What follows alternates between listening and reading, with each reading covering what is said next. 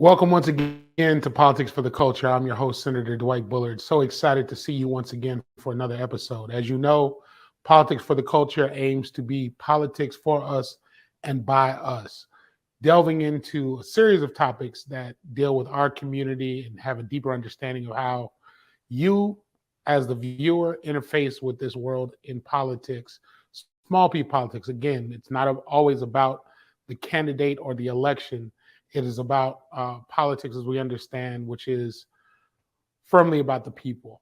Today, again, we have a super special guest. If you have not been following the water crisis going on with our neighbors in Jackson, Mississippi, then you've been sleeping under a rock. And we want to make sure that that rock is removed and that folks understand that when one of us are in crisis or a community of folks who look like us are in crisis, then we're all in crisis. And so I want to welcome my good friend, Rukia Lumumba, who is the CEO and Executive Director of the People's Advocacy Institute based in Jackson, Mississippi. I mean, her resume exceeds far and beyond, but she is also the daughter of the former mayor of Jackson, Mississippi, and the sister of the current mayor of Jackson, Mississippi, so that we know that the word that she's going to bring to us today is not only credible and forthright, but it definitely stresses the urgency of now. Welcome to Politics for the Culture, Rukia.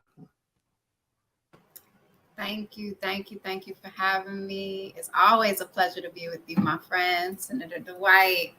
You know, Bullard, you've been doing that good work in Florida for a long time, really building a people's democracy. So it's always a pleasure to spend time with you. I gotta come down again and see some of the things y'all are leading out there and be a part of it. Absolutely. I know, we're going to be talking a serious subject, but I appreciate, y'all giving us that gut check when you sent your Jackson State Tigers down here to show us who was boss for a moment. So definitely give my regards to the mayor as an alum. And yourself, of course, as a Jackson resident, that we see you, we appreciate you, and hopefully the rest of our season that will serve as a lesson learned. Yes, lesson learned. Y'all missed us this year because we had a little crisis to deal with, but absolutely.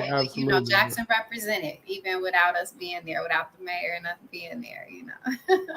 1,000%. Yeah. And so let's jump right into it. I mean, as I mentioned in the introduction, folks should know about what's going on in Jackson, but if you could kind of give just a kind of synopsis of, how did Jackson, Mississippi find itself in this serious water crisis in the city? Yeah, well, I'll begin by just saying, one, thank you for having me. In addition to the People's Advocacy Institute, we also have what we call the Mississippi Rapid Response Coalition, which is made up of over 30 organizations that come together to literally respond to natural disaster, whether it's caused by infrastructure failures or caused by natural disasters. And so we've been engaging in providing clean water to residents of Jackson, to community members in Jackson for a long time now. We started this coalition back in 2020 and continue to move forward today. The current situation that we're in is one in which has been one caused by serious floods that occurred about 3 weeks ago, which knocked the water plant and tanks down for several days, for weeks for many people, causing the PSI numbers in the tanks to go so low that water wasn't being distributed across the city to many residents' homes. Prior to that happening, though, we had already been under a boil water notice, meaning we had already been unable to drink the water as they were fixing or engaging in maintenance on the plant. We have been dealing with this particular plant and water infrastructure issues for decades now. Every year, both in my brother's administration as well as in my father, the late Rukia Lumumba's administration, and many administrations prior, dating back to 1997, when we had Harvey Johnson, the first Black mayor.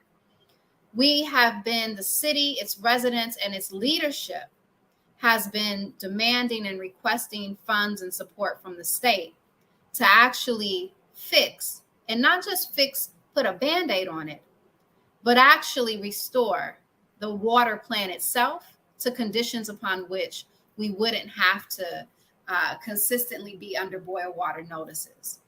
We are in a city with aging pipes, so there's often a boil water notice that indicates there's possible lead in your water, copper in your water. We are in a situation where pipes are constantly bursting. So you think about last year when we had an Arctic blast in the South that hit Texas, Louisiana, and Mississippi.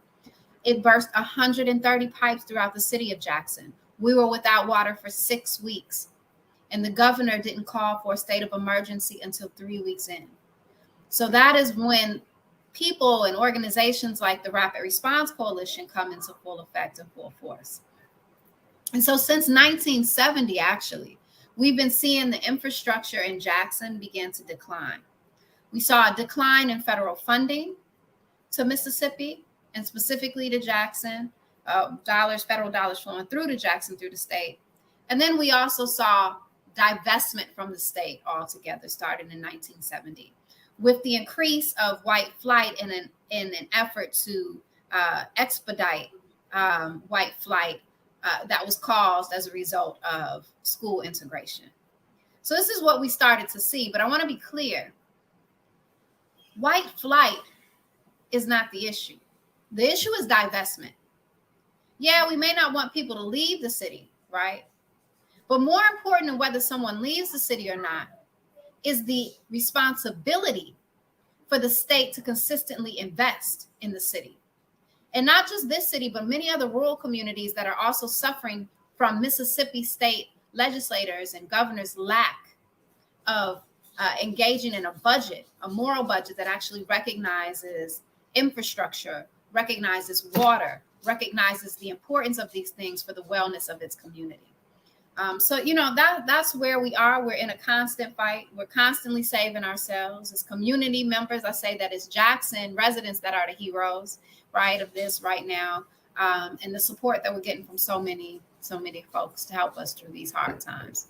Where we are now is just exacerbated. The situation has been exacerbated by the floods, and we know that we need y'all support to continue to pressure.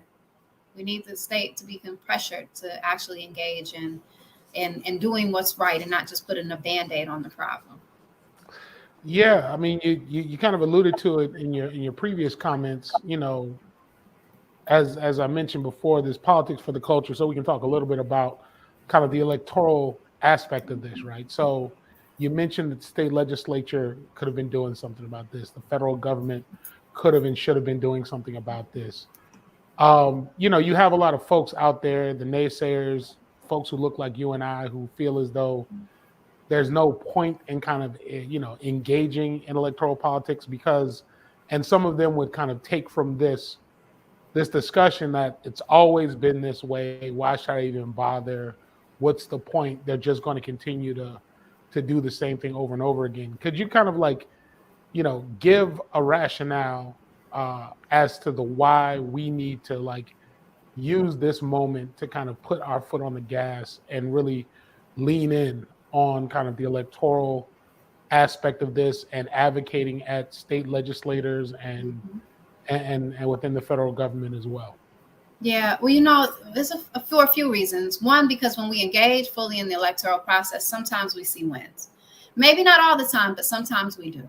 Not only do we see wins in the sense of actually electing people who look out for the best interests of all of the people in a community, but we also see wins because we see that our community members are provided with additional education so that they can become stronger advocates for what is needed in their communities, so that their voices have more power.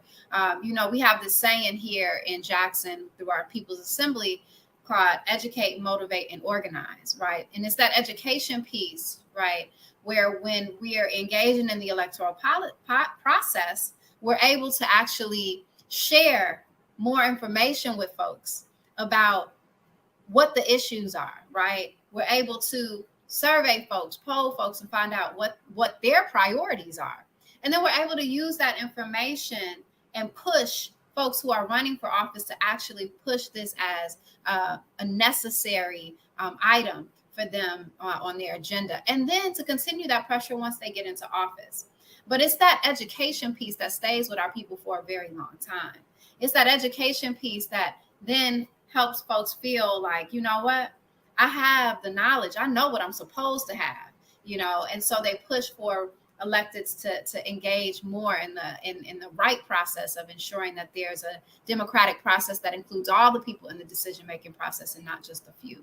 And so I think it's important that we do that. We also just got to get some people out that don't need to be there. And then we also have to create more opportunities for ballot initiatives and referendums and things like that, where community members at large can be a part of both those big and small decision-making opportunities. I think back to 2020 when we had the ballot initiative to change our state flag, to remove the Confederate emblem on it. Over 72% of Mississippians voted to have the Confederate emblem removed, right? That same year, Mississippians, over 74%, voted to have medical marijuana made legal in the state. And in addition to that, a good large percent of people voted and won the vote to get rid of a Jim Crow electoral college law that had existed in the state for decades. And so I think, the electoral process is important because it gives us an opportunity as the people most impacted by the policies and practices that are implemented, the opportunity to weigh in. And so we got to weigh in every chance we get, and not just elections. 100%. Couldn't agree with you more. And thank you for kind of making it plain for folks who will view this episode. I don't want it to get lost on the viewers that could be viewing this, whether it's when this airs or in the future.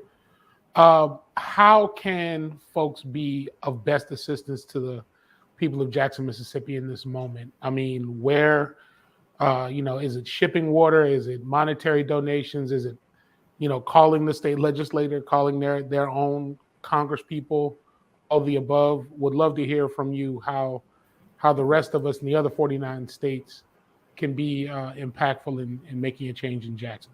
Yeah, it's definitely all of the above, but we're asking folks to really focus their efforts on calling their state legislators, calling Mississippi state legislators, especially senators, and the governor, and continuing to put pressure on the importance of clean water for all residents, and to not just put a Band-Aid on the problem. So to learn more about what we're asking for, we're asking people to go to JacksonPeoplesAssembly.org. That's JXN peoplesassembly.org.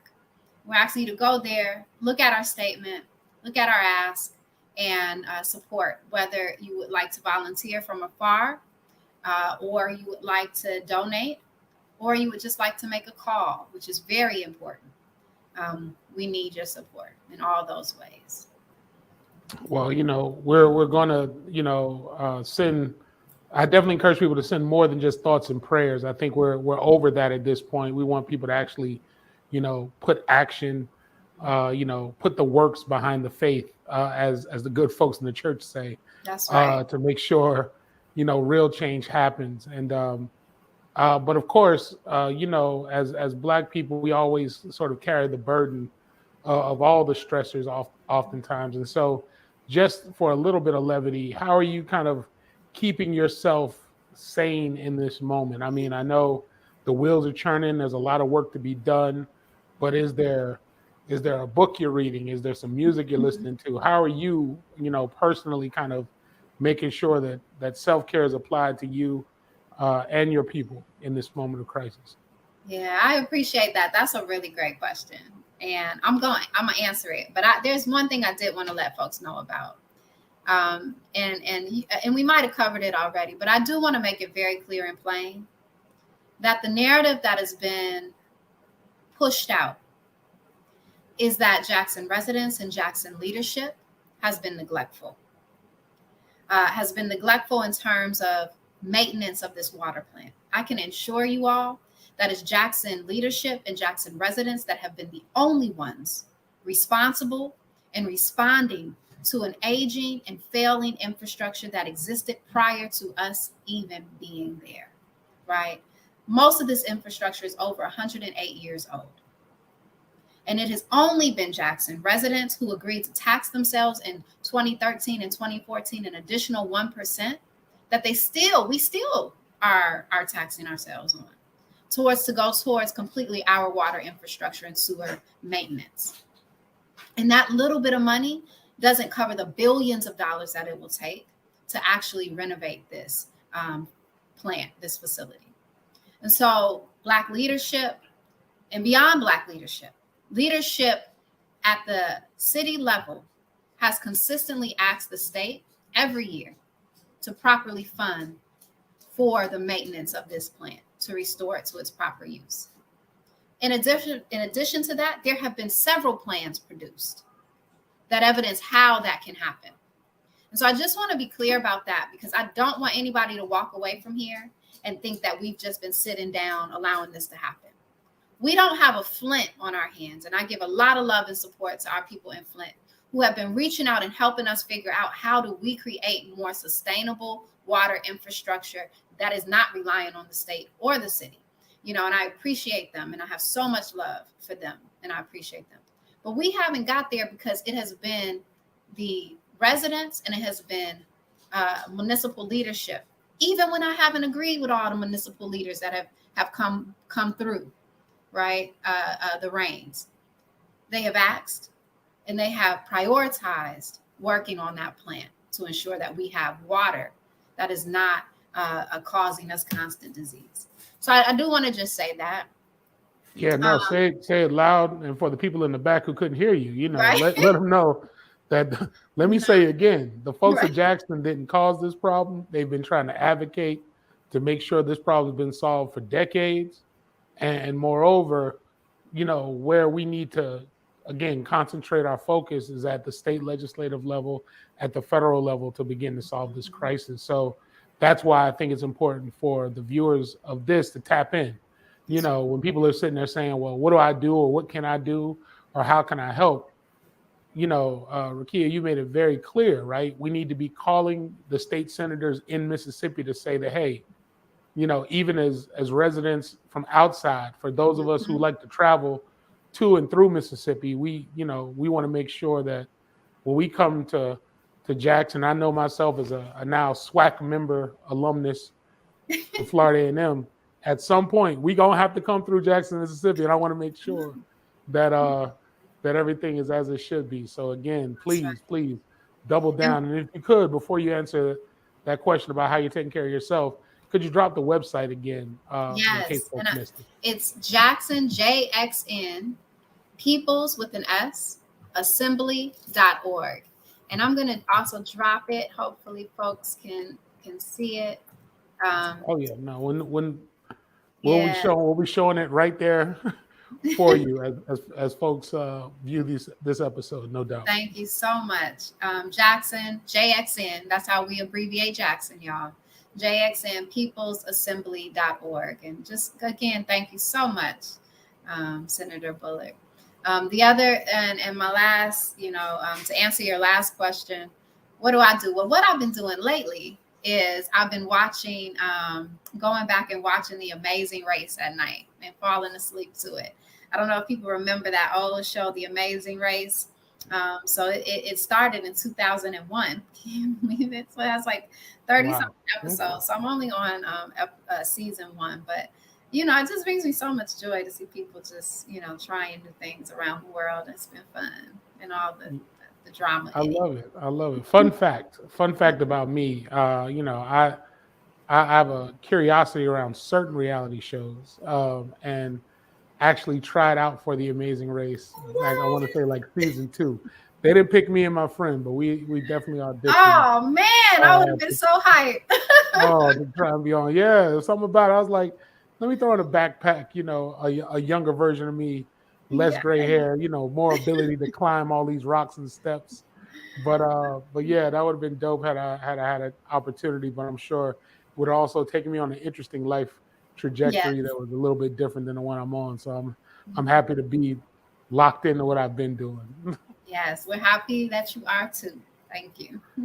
No doubt, no doubt. So again, I want to thank you for just continuing the fight. I mean, you've been doing this for a minute, just advocating on behalf of people, but the idea that it's even further exacerbated when folks are in this moment of crisis really does and should get under everyone's skin. So we're asking again for folks to do beyond just the thoughts and prayers for Jackson, to actually make sure they're advocating and doing what they need to do to make sure that you all don't have to suffer through this crisis longer than you should or that you have to, right? And that there is a more permanent solution to the infrastructure issues that you've been dealing with. I mean, most folks, sit around the barbershop or the beauty salon and talk about how we got money for Ukraine or, the Afghan war and all these other things. But then when moments like this pop up, all of a sudden folks are like, well,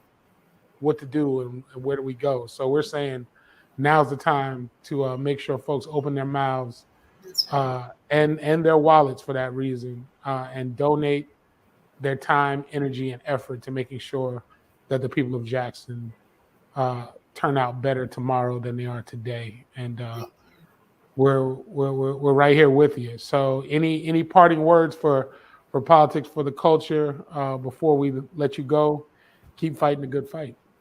Thank you so much. Appreciate you. Politics is personal, y'all.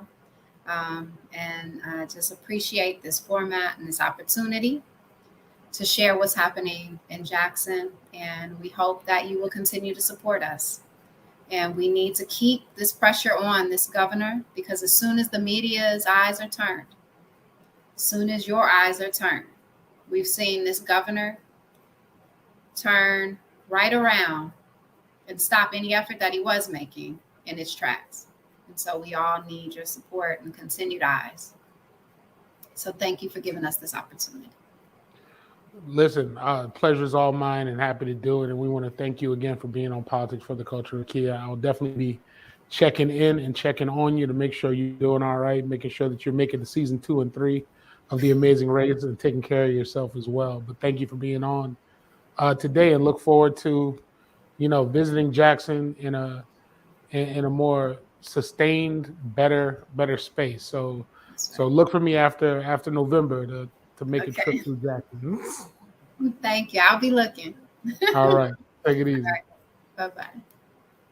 Once again, folks, we are talking about politics for us, by us. As our guest pointed out, we have to save ourselves, and we have to make sure we're committed to saving ourselves from all the crises of the world, whether that be water crises, gun violence, you name it, a housing crisis. We have a responsibility to do all the things that we need to do to make ourselves whole as a community. And so Politics for the Culture aims to be a platform to help you unpack and learn new lessons and lean in where you can help. And so we look for you to check out our future episodes to make sure that we're keeping you abreast of all the things that are possible through politics. Thank y'all so much. Check you next time.